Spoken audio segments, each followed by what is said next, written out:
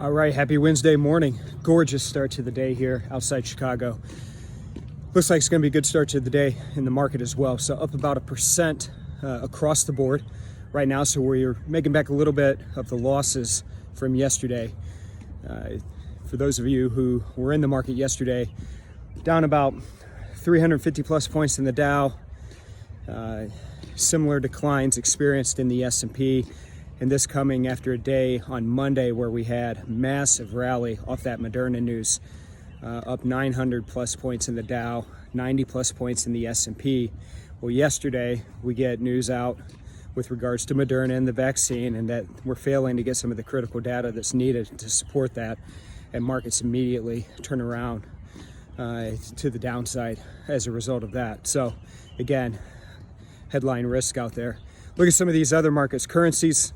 We've got a slew of Bank of England governors that are going to be speaking today. So for you currency traders, be mindful of that.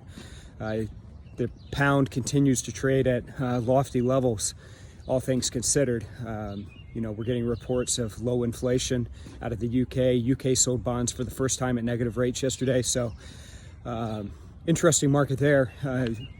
Really, the focus right now are on these high beta currencies, continuing to see them drive the upside and weakness in the dollar.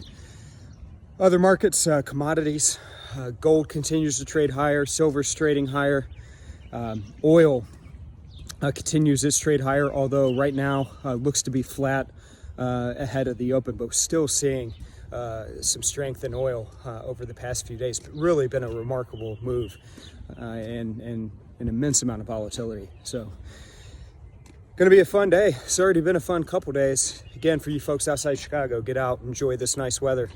Hope everybody has a great one. Stay safe, stay healthy. Check in with us on Twitter. Check in with us on Facebook. And I'll make sure I check in with you guys again tomorrow. Take care.